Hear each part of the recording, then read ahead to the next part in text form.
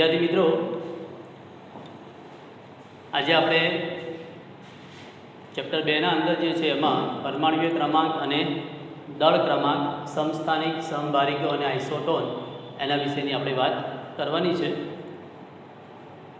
તો પરમાણુના બંધારણ વિશેની થોડીક માહિતી તમને ઇન્ટ્રોડક્શનમાં આપી હતી કે પરમાણુના મધ્ય ભાગના અંદર જે છે એમાં કેન્દ્ર છે અને પરમાણુની આજુબાજુ કેન્દ્રની આજુબાજુ જે છે એ કેન્દ્રની આજુબાજુ ઇલેક્ટ્રોન વર્તુળાકાર માર્ગે ગતિ કરતા હોય છે।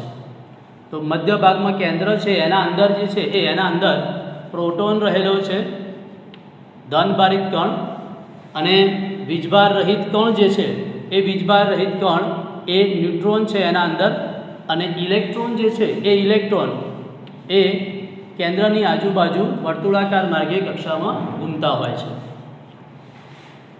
તો પરમાણુય ક્રમાંક કોને કહેવાય? તો પરમાણુય ક્રમાંક એને કહેવાશે કે પરમાણુના કેન્દ્રમાં રહેલા જે પ્રોટોનની સંખ્યા છે એને આપણે તત્વનો પરમાણુય ક્રમાંક કહેવાશે। પરમાણુમાં રહેલા પ્રોટોનની જે સંખ્યા છે એને આપણે પરમાણુય ક્રમાંક કહેવાશે। અથવા તો તટસ્થ પરમાણુમાં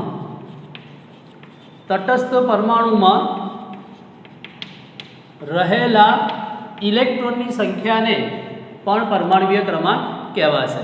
યાદ રાખજો, પ્રોટોનની સંખ્યાને પરમાણુય ક્રમાંક કહેવાય, પરંતુ તટસ્થ પરમાણુમાં રહેલા ઇલેક્ટ્રોનની સંખ્યાને પણ પરમાણુય ક્રમાંક કહેવાય છે। કારણ કે તટસ્થ નહીં હોય તો ઇલેક્ટ્રોન જે છે એ ઇલેક્ટ્રોન એ એમાં ઓછા વધતી હોય છે અને એને કારણે જે છે એ એનો પરમાણુય ક્રમાંક જેટલા હોય અથવા ન પણ હોય છે, મીન્સ કે એના કરતાં વધારે એના કરતાં ઓછા હોય છે। એટલે એને કારણે જે છે એ તટસ્થ પરમાણુમાં ઇલેક્ટ્રોનની સંખ્યા એટલે પરમાણુય ક્રમાંક, અથવા તો કેન્દ્રમાં રહેલા પ્રોટોનની સંખ્યા એટલે પરમાણુય ક્રમાંક કહેવાશે। એટલે પરમાણુય ક્રમાંક આપણે ઝેડ નક્કી કરવો હોય તો ઝેડ નક્કી કરવો હોય તો પ્રોટોનની સંખ્યા નક્કી કરવાની, અથવા તો તટસ્થ પરમાણુમાં રહેલા ઇલેક્ટ્રોનની સંખ્યા નક્કી કરવાની। ત્યાર પછી આવે છે દળ ક્રમાંક। દળ ક્રમાંક શું છે? તો દળ ક્રમાંકની અંદર કેન્દ્રમાં જે પ્રોટોન છે અને ન્યુટ્રોન છે વીજભાર રહિત, બંનેનો જે સંખ્યાનો સરવાળો છે એ સંખ્યાના સરવાળાને દળ ક્રમાંક તરીકે ઓળખવામાં આવે છે, એટોમિક માસ કહેવાય છે। એટલે દળ ક્રમાંક એટલે કે પ્રોટોન અને ન્યુટ્રોનની સંખ્યાના સરવાળાને દળ ક્રમાંક કહેવાય છે। અને પ્રોટોન અને ન્યુટ્રોનની કુલ સંખ્યાને આપણે ન્યુક્લિયોન તરીકે પણ ઓળખાય છે, ન્યુક્લિયોન્સ તરીકે પણ ઓળખાય છે। એટલે ન્યુક્લિયોન્સની જે સંખ્યા છે એને આપણે દળ ક્રમાંક કહી શકીએ છીએ। તો આ પ્રમાણે જે છે એ પ્રોટોનની સંખ્યાને આપણે પરમાણુય ક્રમાંક પણ કહેવાય છે। એટલે અહીંયા પરમાણુય દળ શોધવા માટેનું સૂત્ર એક આ થઈ શકે, પ્રોટોનની સંખ્યાને આપણે જે છે પરમાણુય ક્રમાંક પણ કહેવાય છે। એટલે Z+N0 આ પ્રમાણે પણ આપણે પરમાણુય દળ શોધી શકીએ છીએ। એટલે પરમાણુય દળ શોધવા માટેના આપણને બે સૂત્રો આપણને અહીંયા મળી જાય છે। હવે આના આધારે આપણે પરમાણુ ક્રમાંક, પરમાણુય દળ અને ઇલેક્ટ્રોનની સંખ્યા આ બધું આપણે શોધી શકીએ છીએ। એક આની અંદર કોઈપણ તત્વ જે છે એ કોઈપણ તત્વને કઈ રીતે દર્શાવવામાં આવે છે, દર્શાવવાની એક મેથડ અહીંયા સ્વીકારવામાં આવેલી છે કે અહીંયા x, z, a આ પ્રમાણે દર્શાવવામાં આવે છે। અહીંયા x શું છે? તો x એ તત્વની સંજ્ઞા છે। x એ શું છે? તત્વની સંજ્ઞા। z શું છે? પરમાણુય ક્રમાંક। અને એ શું છે? તો પરમાણુય દળ છે, પરમાણુય દળ। તો આ પ્રમાણે જે છે એ આપણે x એટલે તત્વની સંજ્ઞા એટલે કોઈ પણ તત્વને આ રીતે દર્શાવવામાં આવે છે। એક્ઝામ્પલ આપણે લઈ લઈએ, આના ઉપરથી આપણે ઘણી બધી માહિતી મેળવી શકાય કે સોડિયમ 1123 લખેલા છે। આનો અર્થ શું છે કે આમાં તત્વ કયું છે? સોડિયમ, તત્વ સોડિયમ। એમાં પરમાણુય ક્રમાંક Z કેટલા છે? 11, અને એના અંદર પરમાણુય દળ કેટલા છે? તો 23। અને એના આધારે આપણે પરમાણુય ક્રમાંક એટલે પ્રોટોનની સંખ્યા, એટલે એના આધારે પ્રોટોનની સંખ્યા આપણને કેટલી મળી? 11। તટસ્થ પરમાણુ છે તો તટસ્થ પરમાણુમાં રહેલા ઇલેક્ટ્રોનની સંખ્યાને પણ પરમાણુય ક્રમાંક કહેવાય। એટલે તટસ્થ પરમાણુ છે તો ઇલેક્ટ્રોનની સંખ્યા પણ કેટલી થશે? 11 થશે। અને ન્યુટ્રોનની સંખ્યા શોધવી હોય તો neutron A is equal to આપણે અહીંયા પરમાણુય દળ ઇઝ ઇક્વલ ટુ જે છે એ પરમાણુય દળ ઇઝ ઇક્વલ ટુ આપણે અહીંયા Z+N0 તો N0 ઇઝ ઇક્વલ ટુ શું થશે A માઇનસ ઝેડ, એટલે પરમાણવીય જે છે એ પરમાણવીય દળ કેટલું છે 23 માઇનસ પરમાણવીય ક્રમાંક કેટલા છે 11, એટલે આપણને મળશે 12, એટલે અહીંયા જે છે એ 12 આની અંદર ન્યુટ્રોન છે.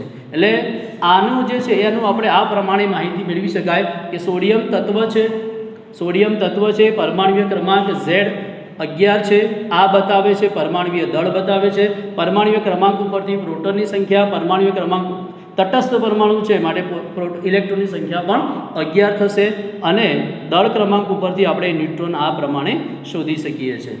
તો આ પ્રમાણે જે છે એ આપણે સમજી શકાય. સપોઝ ધારો કે તમને આ પ્રમાણે આપેલું હોય Na + 11 23, તો આની અંદર આપણે આ પ્રમાણેની માહિતી બધી સાચી જ પડે, પરંતુ આમાં ઇલેક્ટ્રોનની સંખ્યા જુદી થશે, કારણ કે તટસ્થ પરમાણુ નથી, આયન છે અહીંયા, અને તટસ્થ પરમાણુ નથી તો ઇલેક્ટ્રોનની સંખ્યા કેટલી?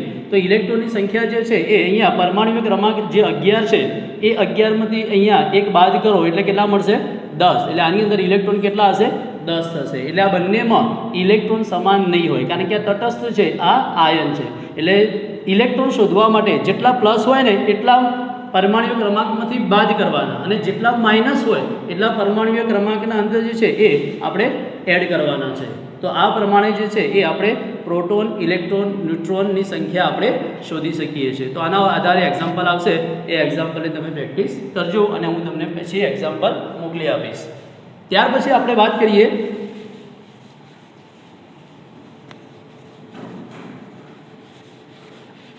સમસ્થાનિકો. ત્યાર પછી આપણે વાત કરીશું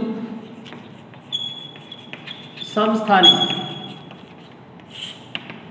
આઇસોટોપ, એને કહેવાશે સમસ્થાનિક આઇસોટોપ. તો આઇસોટોપ શું છે? તો અહીંયા એક આકૃતિ દોરું છું, અહીંયા એના પરથી ખ્યાલ આવશે. હાઇડ્રોજનનો જ નમૂનો છે, 3 હાઇડ્રોજનના જ નમૂના છે.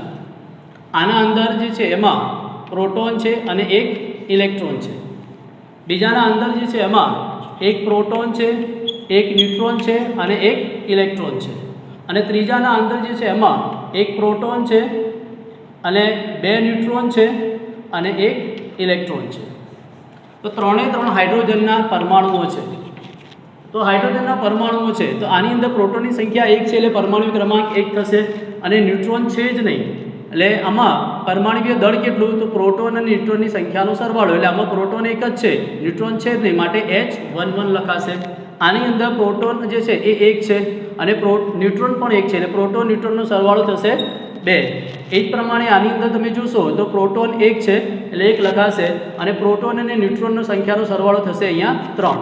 તો તમે જુઓ એક જ તત્વના પરમાણુઓ છે, પણ એક જ તત્વના પરમાણુના અંદર આ નીચલી જે બાબત છે એ નીચલી બાબત તમે જોઈ શકો છો સમાન છે, અને ઉપરની બાબત જે છે એ જુદી જુદી છે. એટલે કે પરમાણવીય ક્રમાંક એ સમાન છે, પરમાણવીય દળ જુદા જુદા છે, માટે એને એકબીજાના શું કહેવાશે? સમસ્થાનિકો આઇસોટોપ કહેવાય. એટલે આઇસોટોપની વ્યાખ્યા શું થાય? એક જ તત્વના પરમાણુના પરમાણવીય ક્રમાંક સમાન હોય પરંતુ પરમાણવીય દળ જુદા જુદા હોય તો એને એકબીજાના શું કહેવાશે? સમસ્થાનિકો. આ H11 ને પ્રોટિયમ કહેવાય છે, એને આપણે જે છે એ H11 તરીકે લખી શકીએ છીએ.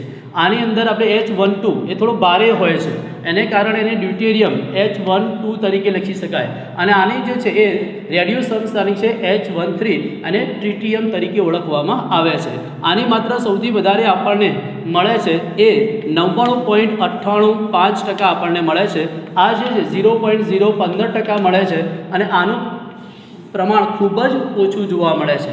H11 અને T13 બંનેનું સાપેક્ષ પ્રમાણ જે છે એ 10⁻17 છે. એટલે તમે જોઈ શકો છો કે આ ખૂબ જ ઓછા પ્રમાણમાં આપણને મળે છે, અને એ રેડિયો સમસ્થાનિક છે. તો હાઇડ્રોજનના સમસ્થાનિકો વિશેની થોડીક આ વાત અહીંયા પૂરી થાય છે. એટલે સમસ્થાનિક એટલે શું? કોઈપણ તત્વના પરમાણુ ક્રમાંક સમાન હોય, પરમાણવીય દળ જુદા જુદા હોય, એને આપણે એકબીજાના શું કહેવાશે? સમસ્થાનિક. તત્વો સમાન હોવા જોઈએ. જેમ કે ઓક્સિજન જે છે એમાં 8 અહીંયા, ઓક્સિજનમાં 8 અહીંયા 16, અને ઓક્સિજનની અંદર આપણે 8 અને અહીંયા 17. તો આ જે છે બંને ઓક્સિજન તત્વો છે, બંનેના પરમાણુ ક્રમાંક સમાન છે, પરમાણવીય દળ જુદા જુદા, માટે એકબીજાના શું કહેવાશે? સમસ્થાનિક કહેવાશે. એ જ પ્રમાણે ક્લોરીન 17 અહીંયા જે છે 35, અને ક્લોરીન 17 અહીંયા 37, તો આ બંને એકબીજાના શું કહેવાશે? સમસ્થાનિકો કહેવાશે. તો સમસ્થાનિકો શું છે એ તમને ખ્યાલ આવી ગયો હશે. અને સમસ્થાનિકોના અંદર તમે જોઈ શકો છો વિદ્યાર્થી મિત્રો કે આની અંદર જે છે એમાં ઇલેક્ટ્રોન સમાન હોય છે બધામાં ઇલેક્ટ્રોન કેવા હોય છે? સમાન. અને ઇલેક્ટ્રોન ઉપર રાસાયણિક પ્રોપર્ટી ડિપેન્ડ કરતી હોય છે. એટલે સમસ્થાનિકોના રાસાયણિક ગુણધર્મો સમાન હોય છે. ભૌતિક ગુણધર્મો જુદા જુદા હશે પણ રાસાયણિક ગુણધર્મો કેવા જોવા મળે છે? આપણને સમાન જોવા મળે છે કારણ કે આમાં ઇલેક્ટ્રોનની સંખ્યા સમાન છે. ત્યાર પછી આપણે વાત કરીએ આગળ. સમસ્થાનિક પછી આવે છે સમબાહ્ય. સમબાહ્ય અને આપણે આઇસોબાર કહેવાશે. સમબાહ્ય કોને કહેવાય છે? તો જુદા જુદા જે તત્વો છે એ જુદા જુદા તત્વોના પરમાણ્વીય ક્રમાંક જે છે એ પરમાણ્વીય ક્રમાંક જુદા જુદા હોય. આમાં પરમાણ્વીય ક્રમાંક સમાન નહીં હોય, પરમાણ્વીય ક્રમાંક જુદા જુદા હોય પરંતુ પરમાણ્વીય દળ કેવા હશે? સમાન હશે. તો એને આપણે નામ આપીશું સમબારિકો આઇસોબાર. એનું એક્ઝામ્પલ લઈએ આપણે. પોટેશિયમ જે છે પોટેશિયમ 19 અહીંયા 40. એ જ પ્રમાણે કેલ્શિયમ 20 40 પોટેશિયમ. આ જ પ્રમાણે જે છે એ આપણે આર્ગોન લઈ શકીએ. આર્ગોન 18 40. તો આ જે છે એમાં પરમાણ્વીય ક્રમાંક ત્રણેમાં જુદા જુદા છે પરંતુ પરમાણ્વીય ભાર કેવા છે? સમાન છે. એટલે પરમાણ્વીય દળ સમાન પરંતુ પરમાણ્વીય ક્રમાંક કેવા છે? જુદા જુદા. માટે આ ત્રણેયને આપણે શું કહેવાશે? આઇસોબાર. એમાં એક જ તત્વ નહીં હોય, જુદા જુદા તત્વો હશે. એક જ તત્વ તો સમસ્થાનિકમાં જ પોસિબલ બને છે. એ જ પ્રમાણે આપણે આગળ વાત આવે છે આઇસોટોન. આઇસોટોન કોને કહેવાશે? તો જુદા જુદા તત્વો જે છે એમાં જુદા જુદા તત્વોમાં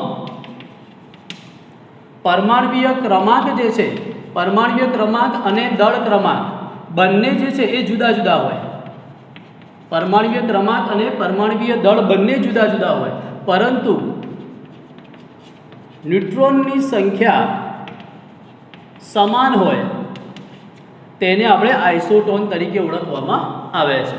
એટલે આઇસોટોનનું એક્ઝામ્પલ આપણે લઈ શકાય. અહીંયા સિલિકોન જે છે એમાં સિલિકોન અહીંયા 14 30. એ જ પ્રમાણે ફોસ્ફરસ જે છે 15 31 અને એ જ પ્રમાણે સલ્ફર 16 ને 32. તો આ બધામાં તમે જુઓ પરમાણ્વીય ક્રમાંક જુદા જુદા છે, પરમાણ્વીય દળ પણ જુદા જુદા છે પરંતુ બંનેને બાદબાકી કરશો ને તો સમાન મળશે. આની આ બંનેની બાદબાકી, આની આ બંનેની બાદબાકી, આની અને આ બંનેની બાદબાકી સમાન મળશે. આ બંનેની બાદબાકી આપણને 16 મળશે. આ બંનેની બાદબાકી પણ 16, આ બંનેની બાદબાકી પણ 16. એ બાદબાકીથી શું મળે આપણને? ન્યુટ્રોનની સંખ્યા મળે. આગળ આપણે ભણી ચૂક્યા. તો ન્યુટ્રોન સમાન છે ત્રણેમાં માટે આપણે આને એકબીજાના શું કહેવાશે? આઇસોટોન કહેવાય છે. એટલે ફરીથી ટૂંકમાં કહી દઉં, સમસ્થાનિકમાં એક જ તત્વ હશે, પરમાણ્વીય ક્રમાંક સમાન અને પરમાણ્વીય ભાર જુદા જુદા. સમભારીયના અંદર તત્વો બધા જુદા જુદા હશે, પરમાણ્વીય ક્રમાંક જુદા જુદા હશે, પરમાણ્વીય ભાર સમાન હશે. એ જ પ્રમાણે આઇસોટોનમાં તત્વો જુદા જુદા હશે, પરમાણ્વીય ક્રમાંક પણ જુદા, પરમાણ્વીય દળ પણ જુદા, પણ બંનેનો ડિફરન્ટ એટલે કે ન્યુટ્રોનની સંખ્યા સમાન હશે ત્યારે એને આપણે આઇસોટોન તરીકે ઓળખવામાં આવે છે. તો વિદ્યાર્થી મિત્રો, આના રિલેટેડ કેટલાક MCQs આવે છે તમે સોલ્વ કરી લેજો.